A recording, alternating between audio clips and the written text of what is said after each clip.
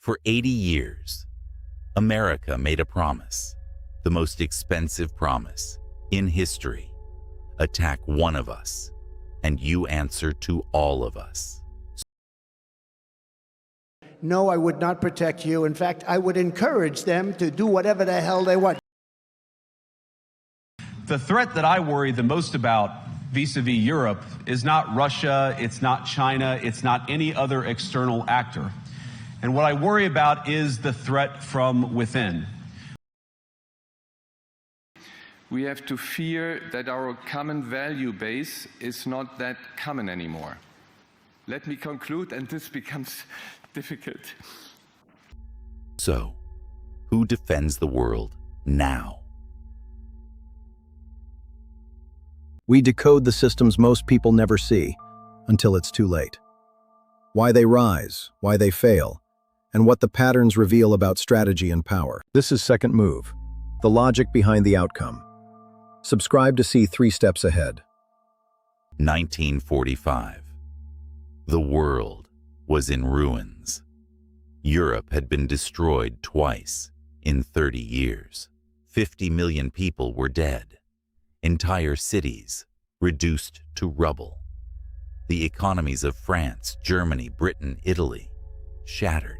The infrastructure of modern civilization gone. And standing in the middle of all that wreckage was one country that had come through the war, not just intact, but stronger: the United States. By 1945, America produced half of the world's economic output. Its factories were running at full capacity. Its population was employed. Its territory untouched.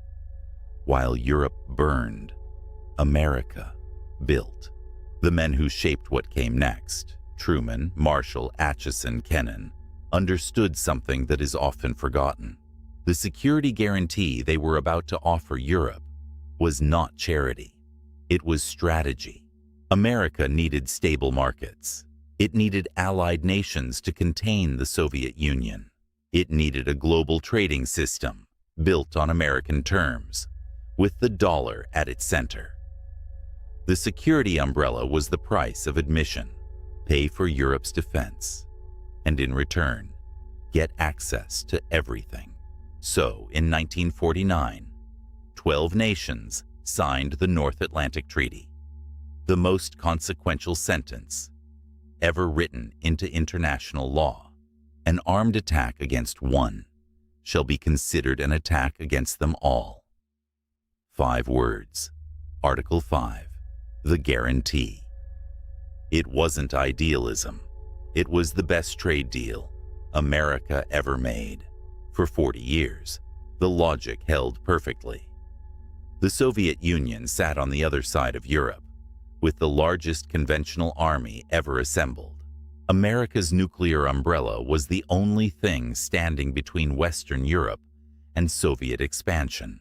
The guarantee had a clear enemy, a clear cost, and a clear return. Then, in 1991, the Soviet Union collapsed, and something strange happened. The guarantee didn't end. It expanded. Poland joined NATO, then Hungary, then the Czech Republic, then the Baltic states.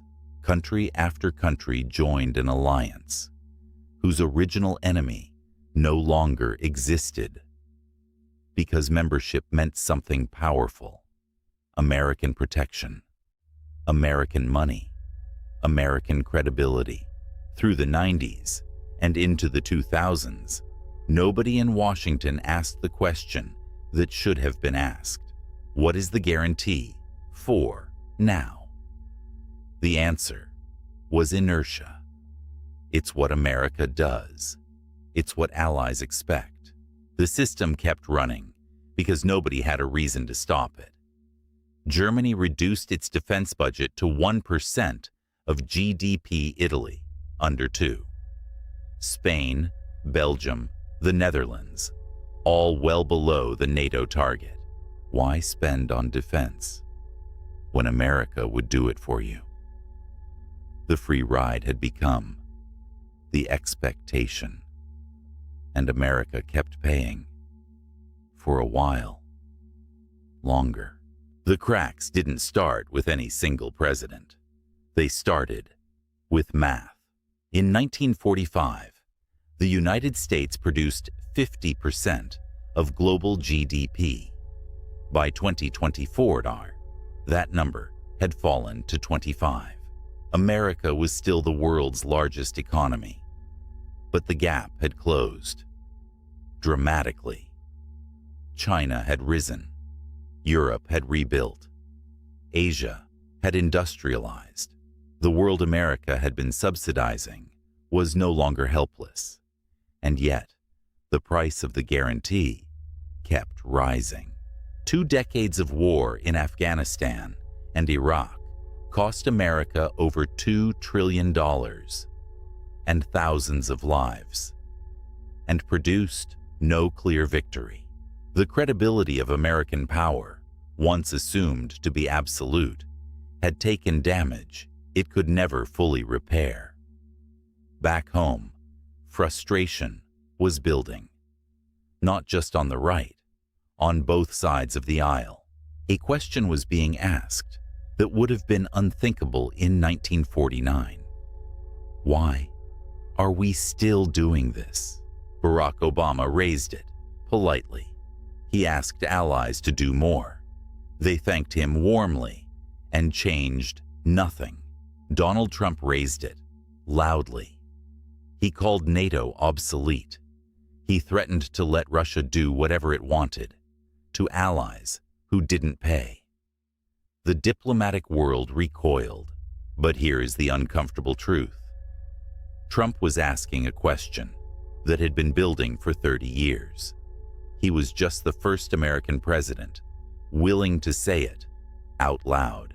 The guarantee had always been conditional on the math making sense. And slowly, quietly, the math had stopped making sense. February 2025. Munich. Every year, the Munich Security Conference brings together the leaders of the Western world to talk about threats and security. For decades, it had been a ritual of reassurance. America shows up. America reaffirms its commitments. Everyone goes home, feeling safer. 2025 was different. The new American administration sent its representatives to Munich with a message that landed like a bomb in a room full of people who thought they were safe. European security is Europe's problem, not in those exact words, but in words that could not be misread. The age of the American subsidy was over. Europe needed to take responsibility for its own defense. America had other priorities. The room went quiet, in a way that rooms rarely go quiet. Then came the Article 5 question: what the guarantee was worth in 2025. The answer from Washington was ambiguous, in a way that the guarantee was specifically designed never to be. And that ambiguity was the failure point. A security guarantee is not a legal document. It is a belief. The moment that belief becomes conditional, deterrence collapses. Deterrence is binary. Either it works completely, or it doesn't work at all. Not because of what was said, because of what was no longer certain. What happened next was something Europe had not done in 80 years. It panicked, and then it got serious. Germany, a country that had built its entire post-war identity around pacifism, announced the largest rearmament program in its modern history. 100 billion euros, more to follow. A country that had reduced its military to a rounding error was suddenly trying to rebuild it in years instead of decades. Poland, sitting on NATO's eastern flank, announced it would spend 4% of GDP on defense. the highest of any NATO member. Double the alliance target. A country that remembered Soviet occupation was not waiting for American reassurance. France quietly reopened conversations about European nuclear deterrence. If America's guarantee was uncertain, what did Europe have? France's nuclear arsenal, a deterrent designed for France, being asked to cover an entire continent, and underneath all of it, a dawning realization that 80 years of outsourced security had left Europe genuinely, dangerously unprepared. The ammunition stockpiles, inadequate. The defense industrial base, atrophied. The military doctrine, assumed American logistics, American intelligence, American air cover. Take America out of the equation, and the entire structure became fragile overnight. The guarantee had not just been a promise, it had been a crutch, and Europe had forgotten how to walk without it. Here is what nobody wants to say out loud. Nobody has a plan.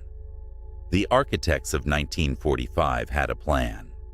It was imperfect, and it was expensive, and it depended entirely on one country's willingness to bear unlimited cost for other people's security. But it was a plan. It worked for 80 years. What comes after it is not a plan. It is a scramble. A European military alliance without America is theoretically possible. The combined GDP dwarfs Russia. But building the command structures, that takes decades. Europe does not have decades. A reformed NATO, with America conditionally committed, is perhaps the most dangerous outcome. It maintains the appearance of deterrence without the substance. An adversary who believes the guarantee is conditional may be tempted to test it, and a test that goes unanswered would end NATO and the entire architecture that has kept great powers from fighting each other. What is certain is this: the world where one country underwrote the security of every other democracy is gone. Whatever comes next will be built from scratch, under pressure, without a blueprint. The men who signed the North Atlantic Treaty in 1949 believed they were building something permanent. They were building something that lasted 80 years, which is actually a very long time. So who defends the world now? Everyone plays the first move. Subscribe to Second Move.